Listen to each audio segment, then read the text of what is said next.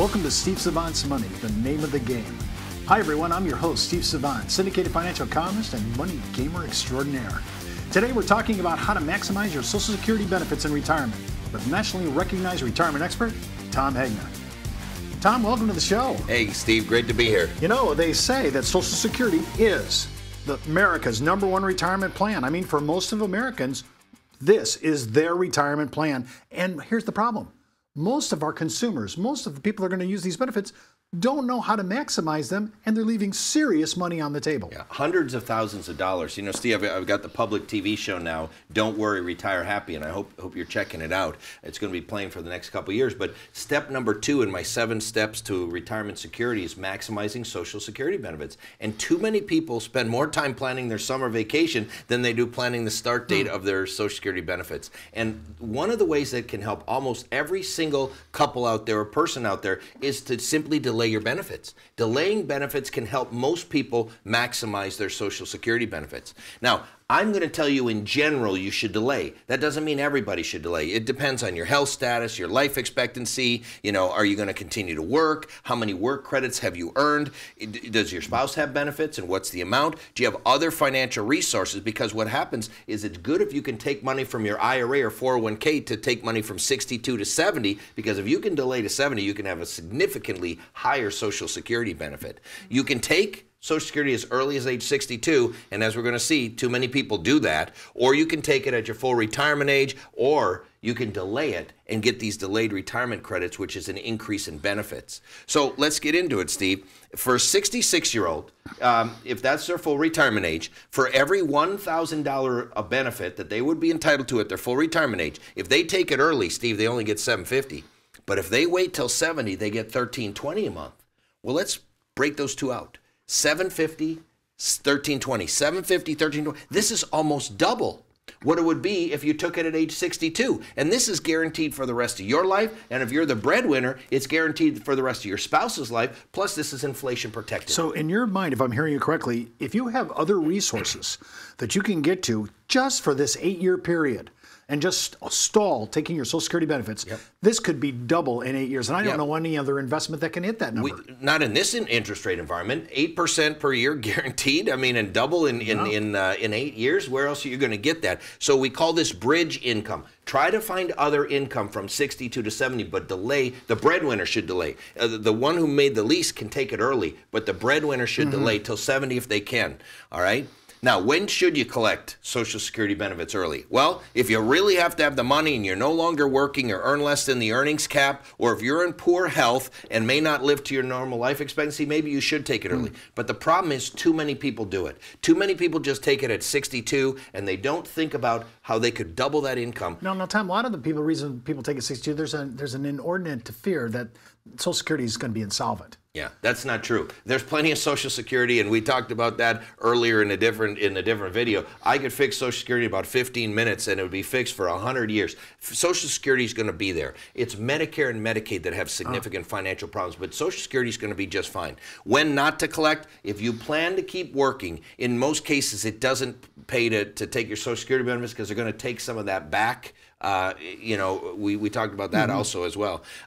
Social Security spousal benefits, and this is, see, a lot of people think that Social Security is so complicated. It's not. There are 3 key benefits that you want to know. You want to know your own benefit, your spousal benefit, and the survivor benefit. If you know your benefit, spousal benefit, survivor benefit, you can figure out this Social Security. Now, Tom, if I go on socialsecurity.gov, will it actually tell me those 3 things? Well, you're going to have to look for it. It's not just going to lay it out for you. But a spouse, for example, maybe was a stay-at-home mom, earned no other income, paid never into Social Security. She's eligible to get Social Security, 50% of her husband's Social Security. Divorced people can claim on their ex as well. All right. Oh, wait a minute. So even if you're divorced, you have to be married how long? 10 years. Wow. Not currently married. All right. And then you can claim on your ex, and they don't even have to file. They just have to be eligible for benefits. Notify the ex. Right. Wow. No, so spousal benefits, married individuals can claim Social Security benefits based on their own personal earnings record or based on their spouse's earning record. And if you're taking it on your spouse's earning record, you're entitled up to 50% of the spouse's Social Security benefit.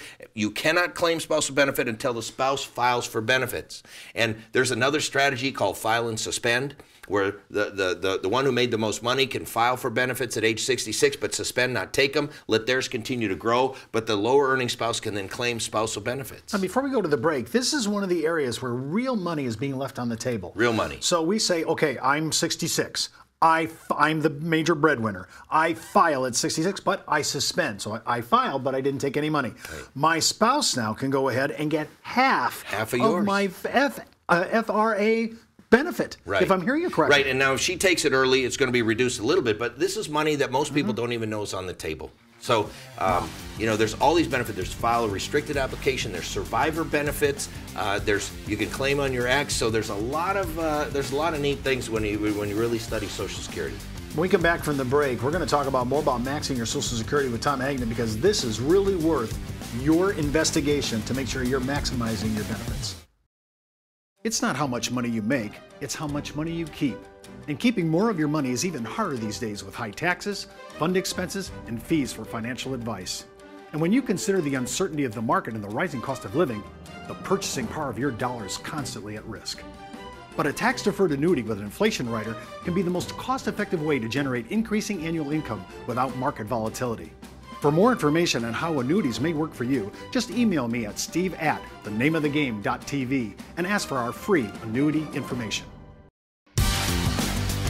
Welcome back to our second segment. We're with retirement expert and PBS special. I loved that special you did where you really were featured. That's going to be out there for about 2 years, isn't it? That's correct. Don't worry, retire happy. Huge, huge. If you haven't seen it, you need to see it.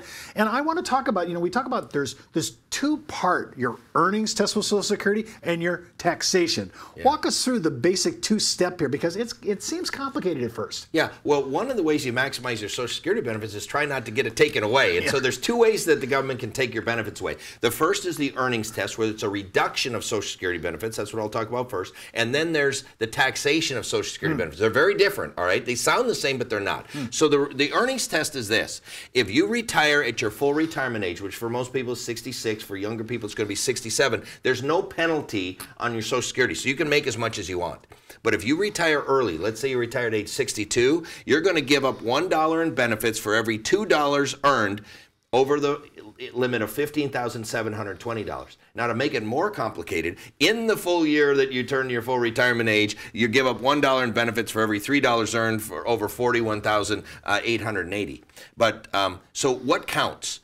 Your salary counts, your hourly pay counts, your bonuses, your commissions, your severance pay, anything that's employment related, your pay, that counts, all right? But look at this, Steve, even your employee contribution to a pension or retirement plan. So even though you got a tax deduction on it, it counts for the earnings test, okay? What does not count? Any of your investment income, capital gains, annuity income, pension income, government benefits, inheritance, that does not count. Limited partnerships, these will all be taxed, and we'll get to that in a second, but these do not reduce your Social Security benefits. That's only on earnings. Okay, so once I've understood this, I know this is my benefit now, what I can and cannot do, and I have that in my mind. Now, I'm ready to trigger my benefits. Now I have to worry about my taxation issues. Yeah, but there's one piece of good news here, Steve. The good news is your benefits are not actually lost. So even if they take back some of your benefits, they put it back into a recalculation, so your future benefits will be higher. Many people don't know that.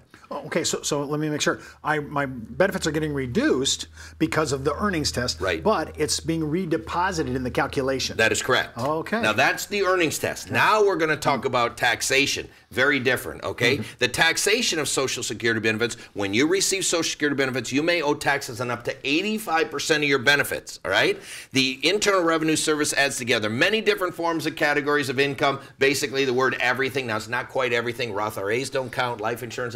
There's a couple things that don't count, but almost everything counts. So they take your adjusted gross income plus tax-free income plus half of your Social Security benefits, okay? So really, it's your modified adjusted gross income plus tax-free bonds, which many people don't know that they buy tax-free bonds because they thought they were tax-free. They're not tax-free. Once you start drawing Social Security benefits, all of the tax-free bond interest counts towards the taxation of Social Security benefits, plus half of your own Social Security benefits count. So here's a chart that's critical, all right? Here's the simplest way to understand taxation of Social Security benefits. If you're single and you have income of less than $25,000, or you're married, you have income less than $32,000, you will pay no tax on your Social Security benefits. But if you're rich, and the government says you're rich, if you're single and you have $25,000 to $34,000 of income, or if you're married, you have $32,000 to $44,000 of income, now up to 50% of your Social Security benefits can be taxed. Tom, that does not sound rich to me. I know, but if you're ultra rich, Steve, like Bill Gates rich, and for the federal government, that means if you're single and you have income more than $34,000, if you're married, you have income more than $44,000, you're going to pay tax on up to 85% of your Social Security benefits. So, Steve, let me give you two scenarios. Let's say you've got a retiree. They're pretty wealthy. They retired from Motorola. They get $100,000 a year in their pension. There's nothing I can do, nothing Steve can do to reduce those taxes. That person is going to pay tax on up to 85% of their Social Security benefits. But what if you have somebody who gets $1,000 a month of Social Security, $1,000 a month from tax-free bonds, $1,000 a month from dividends, and $1,000 a month from CDs? Well, that person, I can take them from 85% down to zero, simply by moving some of that money from tax-free bonds and stocks and CDs maybe into a deferred annuity or into some type of lifetime income annuity to get them from the reportable income that pushes them up over these levels to under that level. Now, this is amazing what you're saying here. So not everybody, but a good part of the population could be moved into the zero taxation issue just by a few of these other product allocations. Yeah, this is for middle income seniors. Okay, so middle income seniors, many of them can go from 85 to 50 or from 50 to zero. I've moved many people from 85 to zero. When I was a brand new advisor, I was working out in East Mesa, Arizona, where there's a lot of older people. A lot of people bought tax-free bonds. They thought they were tax-free. When I educated them, I was able to help a lot of them reduce or eliminate the tax on their Social Security benefits. I'm just guessing at this, but just doing the math in my head, there could be a 20% savings back into your pocket just on the tax issue alone. There's a lot of money here. Right. Now, when we're looking at these two tests, earnings tests, and now my tax test, when I'm done with that, I'm trying to figure out these strategies. You've named two, a couple products that you just named right now, deferring, income annuities, things of that nature. When you're trying to put together a full plan for this, I really need to know Social Security benefits and how this plays in before I can even really do a good retirement plan. That's right. So in my public television specials, Don't Worry, Retire Happy, 7 Steps to Retirement Security. This is step number 2, is maximizing Social Security benefits. It is critical. It's the biggest retirement asset most people have, and yet they spend more time planning their summer vacation than they do to plan to maximize their benefits. Just go out to Tommy's site. It's cited at the bottom of the screen, and you'll see what he's talking about, and you'll be able to figure out exactly how you can play on the earnings as well as the tax of Social Security benefits. That's our show for today. I want to thank Tommy Hegna for being my special guest and today's money mentor. And before moving forward with any of the ideas on our show, always consult your tax advisor or legal counsel. And as the good Reverend John Wesley once said, make all you can, save all you can, give all you can. I'm Steve Savant. We'll see you next week.